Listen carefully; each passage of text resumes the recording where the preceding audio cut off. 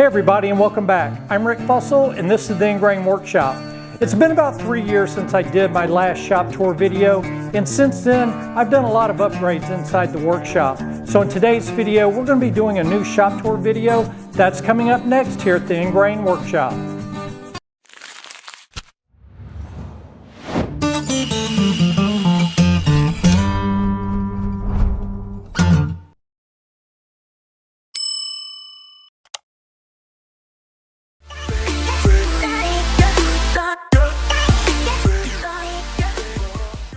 So let's start here at the exterior. I've got a metal building that is 25 feet wide by 30 feet long, and inside I've got a ceiling height of 10 feet. This is a Carolina carport that I purchased back in 2012, and then later I added this carport portion to the front of the workshop, and this is approximately 10 feet by 10 feet. And then I've got a 10 foot by 8 foot roll-up door here on the front of the workshop. And this is where I typically park my truck.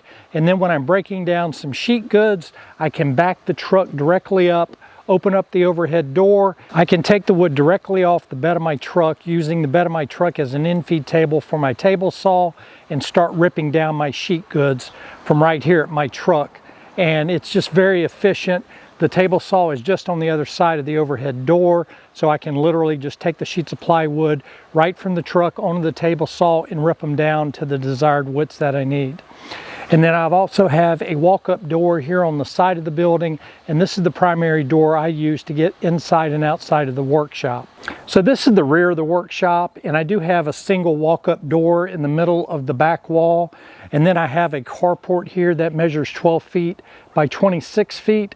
And this is strictly used for storage, but in the future I would like to totally close it in and use it for lumber storage and a paint spray booth. And in case anyone was wondering, this is the supervisor she shed.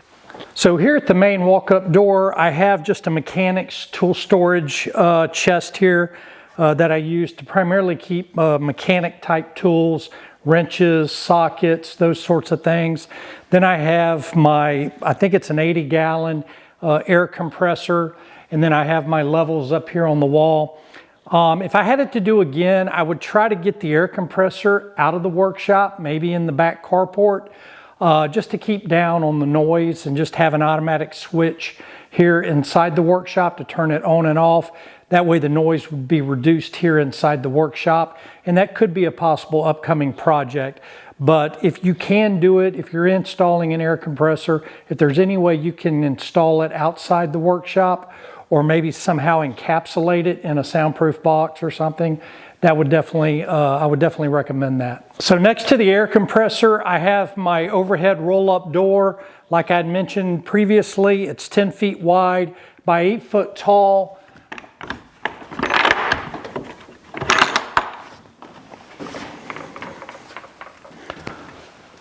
So if I do need to rip anything longer than 6 feet, I have approximately 6 feet of clearance behind my table saw.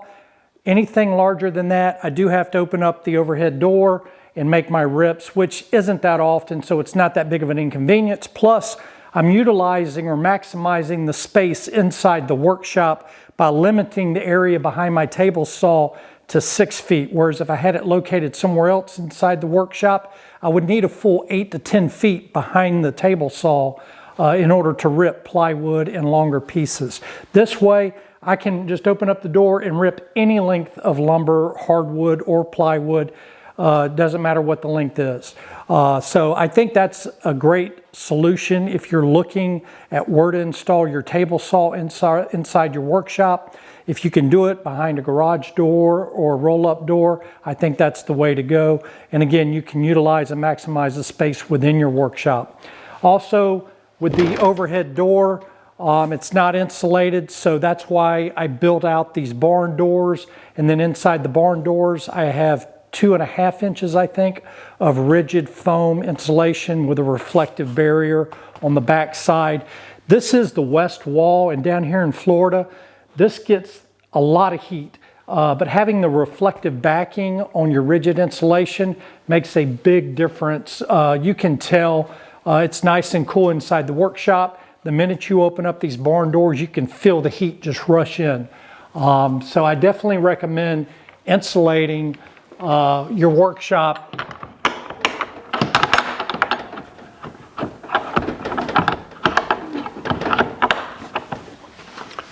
No matter if you're up north or down south, insulating, like I said, this is a metal building. I've never had any moisture problem with the moisture that on humid days that would accumulate inside the workshop before I had it insulated. Now that it's insulated, the humidity or the moisture burns off because I do have a vapor barrier or a gap between the insulation and the metal siding on the building. And I've done videos on that, and you can check the playlist for when I insulated the building and how I did it to maintain that vapor barrier to keep the moisture out of the workshop. So this is my jet table saw. It's an old table saw, but it served me well. It does have a cutting capacity, I think, of 55 or 56 inches. So really, this is all I've needed. I don't even own a track saw.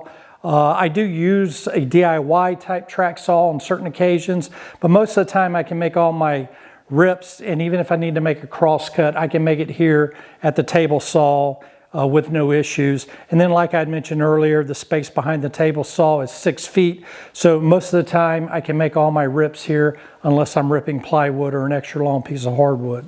So this is my Outfeed table. I did a video on it, and it's probably in a playlist. I also have plans available on my website or my Etsy store if you'd like to build one.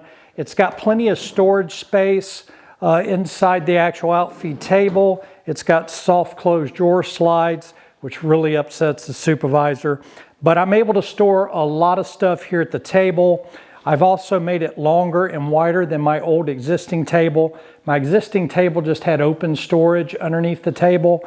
This has now drawers and cabinet compartments, so it's very user-friendly and it's a lot more efficient and utilizes the space a lot better. This is the back side of the table, and again, I've got 3 more soft closed drawers here for storage. I've also got electrical here at the table. I also have electrical at the front, and then I also have a black laminate top. This is an MDF top that's 1.5 inches thick, so it's a nice solid top. And then I do have T-track along the back side and the far side here, so I can clamp down things when I'm sanding or doing any cutting or anything like that with a hand plane or something like that. This is the other side of the table. I've got a drawer compartment here, which would have been dead space, but I'm able now to utilize this. I've actually got enough room under here to put a pancake air compressor. I've got saws and just an assortment of things underneath here, and I've also have a shelf in there. And then I have just some smaller drawers, again, that have the soft close hinges, along with the doors that have soft close. And then here I've installed my vise. This is a cabinet maker's vise, and again, I've done a video on just the vise and installing it in case you want to buy a Yoist vise. I believe this was an actual Grizzly 10-inch cabinet maker's vise, but I do have a video on how to install that. So this is the area next to the overhead door on the other side. It's primarily just have a trash can here. I have my roll cart for when I'm producing a lot of cabinets and parts and stuff. I can use this cart to wheel around from workstation to workstation. And then I have a mop sink here where I have water. And then I have my electrical panel. And then this really completes the west wall, which again is the hottest wall down here in Florida for the workshop. So this is the start of the north wall of the workshop. Here I have miscellaneous jigs, and these are all jigs that I've built on the channel and have videos on how to build them. I have a joiner jig, I have DIY track saw guides, I have a Scary Sharp system here, sharpening system, I have a planer jig, joiner jig. So I've got all these jigs, and there's videos on how to make all these jigs. So if you think you need a joiner, you really don't need a joiner. I've been woodworking for well over 30 years, and I still don't have a joiner. I just use my joiner jig along with the table saw to square up edges on all my rough lumber. And then next to my jig station here, I have my hand tool storage cabinet. This again was a video that I built here on the channel, And again, you can probably tell I like the rustic vibe. I like the T111 siding on the walls. And again, that was all part of the workshop restoration that I did. And I did videos on installing the T111 siding, all the trim that you see in the workshop, the faux beams in the ceiling, the plywood whitewash ceiling. There's videos on pretty much everything that you see here in the workshop. You can just look through the playlist and find the video that you're looking for. But this was my hand tool storage, and then this just opens up, and then I have a French cleat system inside the cabinet, which holds all the tools. Probably 80% of these tools were tools that I handmade here on the channel. And there, again, there's videos on how to make the squares, the bevel gauges, the mallets, the files, the marking gauges, the chisels here, the awls. Pretty much most of them except the saws were not made, but the rest of them were made here on the channel, along with the cabinet itself. So, and as you can see, since it's a French cleat storage cabinet, it gives you a lot of versatility for changing if you ever need to change and swap out hand tools. And then I added, you probably can't see, but I did add some storage down here at the bottom. I have drawers that pull out. These are post office box doors that I had, some old ones from like the 1800s that I used for storing stuff down here at the bottom. Moving further along down the wall here on the north wall, I have a belt and hand paper storage cabinet that I built. And again, this is a video for just the belt storage and the hand paper storage wall cabinet here. Then I do have a vertical and a horizontal belt sander. And then next to that, I have a router table. The router table will probably be one of the next projects that are coming up for next year. I definitely want to take and incorporate the rustic vibe that I've got going on in the workshop. Next to the router table, I have my old Grizzly dust collection system.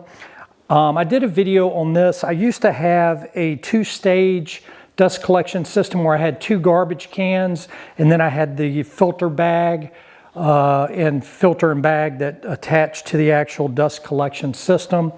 I went ahead and did away with all that, and then just piped the dust outside the building here. Next to the north wall here, I have a storm water drainage easement. So I've got about 20 feet of property between my workshop and my neighbor's property. And there's a creek that, you know, is dry, and then when it rains, it fills up. So I can literally just dump all my sawdust and clippings into this easement, and then when it rains, it just washes out. I really don't even have to clean up on the outside. Nature just does it for me. And this is where I have all my blast gates, and I have 4 dedicated runs within the workshop here. So I can come here and just open up the blast gates for whatever run that I'm working on, and then I have blast gates at the individual pieces of woodworking equipment. So for example, I have a blast gate here, and this run hits my router table and then my horizontal and my vertical belt sanding equipment.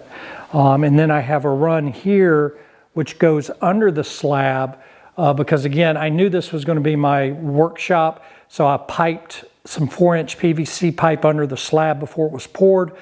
That runs over to my table saw. So my table saw dust collection is all under the slab, and then to my planer, which I'll show here in a minute, which is again under the slab. So that's a dedicated run from the planer to the table saw and collects the dust from those 2 pieces of equipment.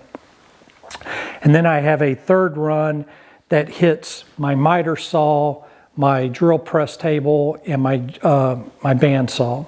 So again, I did a video on the dust collection and on this upgrade as far as ducting everything to the exterior of the building. That way there's virtually no dust inside the workshop. I do have some air filtration systems, but just getting it outside the workshop, if you can do it, not everybody can, but if you can get it outside the workshop, get it outside the workshop. I just kick myself for not doing it sooner. So I think that's a good idea to get it outside of your workshop. If I did have it to do again, instead of having it mounted here on the floor, I would take and raise it and mount it up toward the ceiling and discharge it through the side of the building up toward the ceiling. That way I can utilize this space here. This is taking up probably, you know, a 3x3 or 4x4 footprint inside the workshop that I could actually put another piece of woodworking equipment here if I had this raised and elevated. And that might be something that I do in the future, is to get this off the ground and get it up on the wall so I can utilize this space down here. So this is my 15-inch thickness planer. It's a Delta DCA 380. It's been a very good planer. It is just the blades. It's not a helical head or anything like that. But it does what I need it to do. And then, like I had mentioned earlier, the dust collection goes under the slab over to the dust collector. So again, if you're doing a workshop, a new workshop, I would definitely recommend running as much of the dust collection under the slab before you pour it. You know, which would just make your workshop a lot more efficient. So next to my dust collection system is my miter saw station. And again, this is a video that I did. I think I did it in 3 parts: the wall cabinet, the middle storage area, and then the base cabinet itself. I've got an 8-foot cutting capacity on the left side of the saw, and I think a 5-foot cutting capacity on the right side. The wall cabinets are just simply wall cabinets with adjustable shelves inside. And again, I've got the soft close hinges. I've made these out of the rusted corrugated metal. And again, I've done videos on all of this. And then let me bring you in for the middle storage. So for the middle storage here, this is my drill storage compartment. I've got my different drills here, and then I've got the battery station. I've also got my brad nailer there. So this compartment, middle compartment here, is for my drill storage. Next to that, I just have some bolt and screw storage for miscellaneous bolts. And then next to my bolt storage, I have my orbital sanding disc storage. And then I've labeled everything with the different grits, so I can just grab whatever grit I need and go over to the outfeed table and sand away. So here I have my Bosch 12-inch miter saw. I've set up a zero clearance insert and a fence, and again, I've done all this on videos. I do have a Shop Nation dust collector here at the saw itself, which really helps. And then I've got downdraft dust collection here underneath the saw. And again, I've done videos on all of those upgrades. And then here is my cheat sheet for making cuts. I've just got a piece of scrap wood here that's 20 inches long. I've got adjustable flip top stops. And again, these were all part of the miter saw upgrades. And you can just tighten down the stop. I've got the measurements here on both sides. And then whatever length I need to cut, so say I need to make a 2-inch cut, I can just set my stop at 22 inches and then put a clamp here and butt my piece up here, and I know that I'm going to cut a 2-inch piece. I think anything above 15 inches, I can just use the stop here on the table on both sides. So anything under, I think, 15 inches, I've got to use this method here, but it's more accurate. It's real easy. Just make sure when you do cut your scrap, you cut it in a round number that's easy to add to. So like I said, if you had a 10-inch cutting capacity, you could set your stop up to a 10-inch stop instead of 20. I could have made mine 15 inches, but again, you know, adding something to 15 inches is a little bit harder than just adding something to 20 inches. And then here on the right side of the miter saw station, I just have more nuts and bolts storage. I have some spare parts for the post office box doors that I work on. And then I've got the base cabinets underneath the miter saw.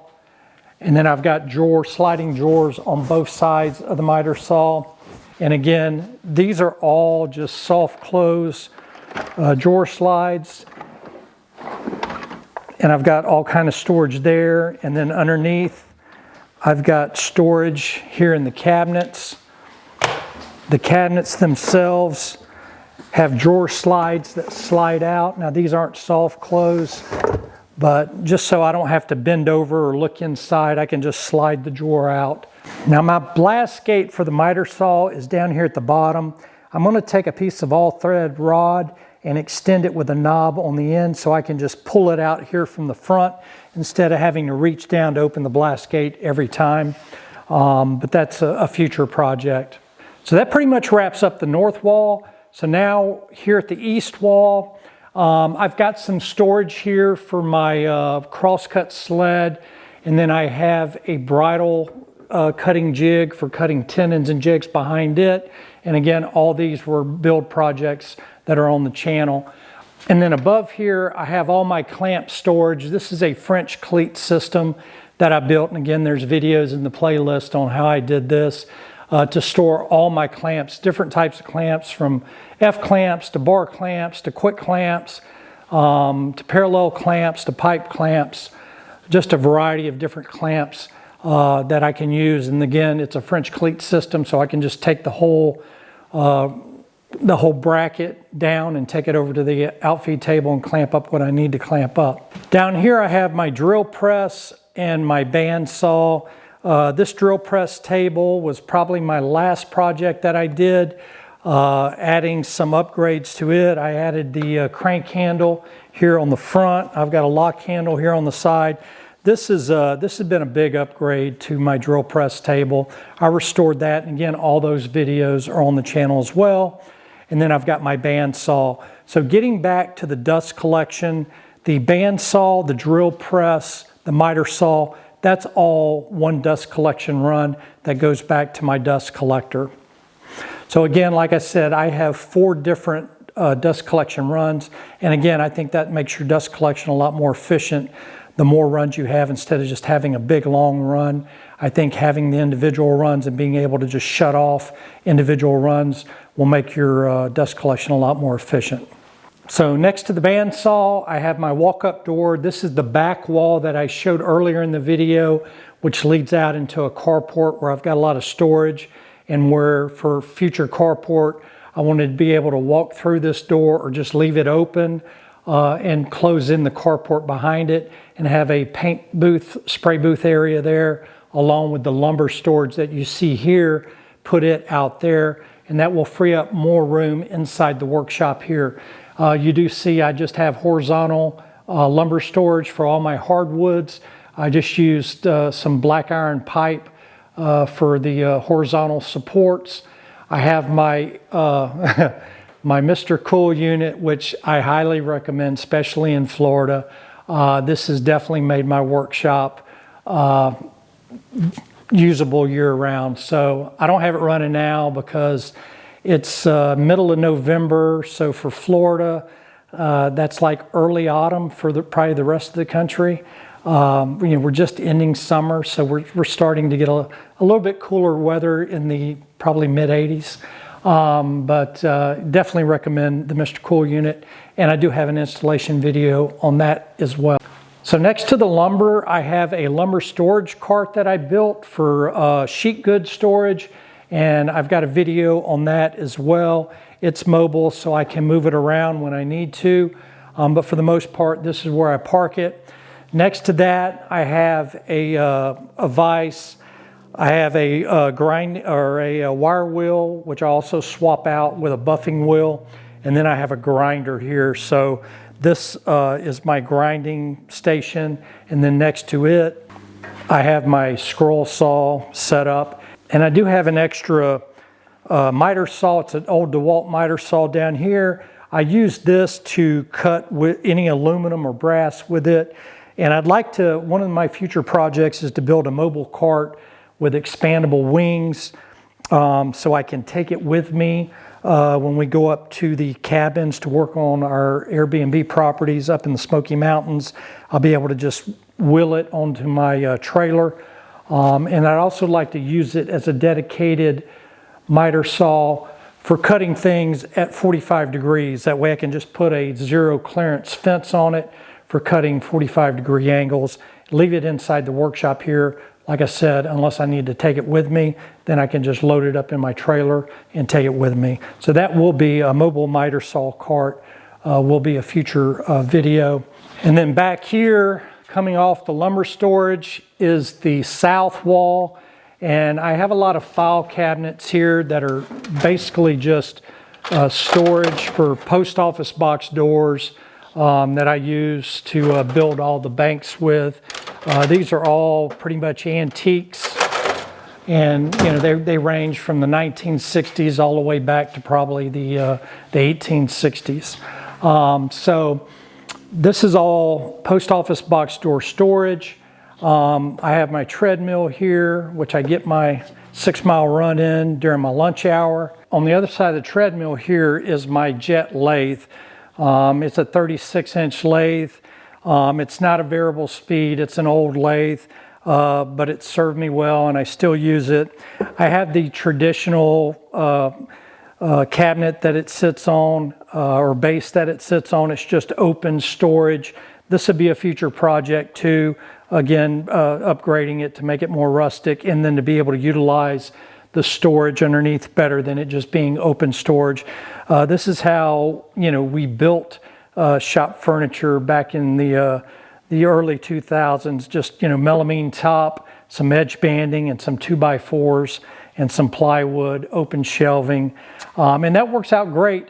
But definitely having the closed, open shelving below, or cabinets, keeps the sawdust out of your storage. Like right now, you can see this is all dusty down here. So again, that'll be a future project. And then next to this, I just have more mechanic storage. Probably need to get rid of this, and that'll free up some space because I need to build a table or a cabinet for my oscillating belt and spindle sander. So next to the mechanic tool storage, I've got a window. I put 2 windows in the workshop. They didn't come with windows, and that was probably one of my first videos I ever did, was installing the 2 windows inside the workshop. If you want to check that out, that brings in a lot of natural light along with the LED lights in here. It really works out great.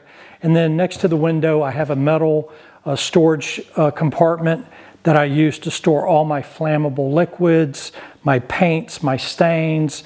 And then lastly, we've made it back around to my walk-up door. This is my desk along with my laptop and my display monitor. I primarily use this when I'm referring to SketchUp drawings. When I'm doing projects, I can pull up the SketchUp drawing, get whatever dimension I need instead of having to print things out.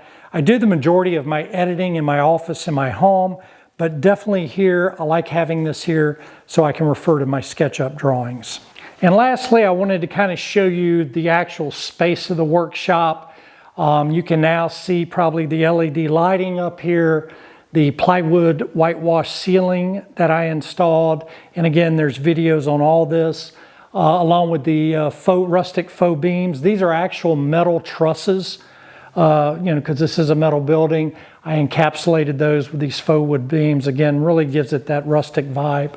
I do have some air filtration systems. I have 2, and then my air system I've put in PVC piping, and I have an air drop here at my Outfeed station, and then I have another one out back for air hoses.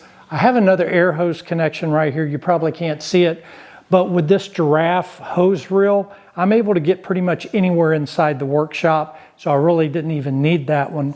And that just kind of gives you a feel of how I actually restored the inside of the workshop with the T111 siding, framing up the roll-up door portion where I have the Constitutional flag and the Declaration of Independence flag. Those again were videos that I did here on the channel, but that conceals the overhead portion of the overhead door, and then of course the barn door, which I showed earlier. And that pretty much wraps up the workshop. Well, that's going to wrap up this video. I hope you enjoyed the video, and I hope it gave you some ideas on how you can improve your workshop. And if you've got any ideas or thoughts for me on how I can improve my workshop, leave them in the comments section below. I hope you enjoyed this video, and if you did, then please leave it a like and please hit that share button. It really helps the video out. If you're new to the channel and you like DIY and woodworking projects, then I highly recommend that you smash that subscribe button. It's free and painless, and I'd also ask that you ring that bell icon. That way you'll be notified of all our upcoming videos. To all my existing subscribers, I really appreciate all the support that you give this channel. I'm Rick with the Ingrain Workshop. Until next time, have a wonderful day and God bless.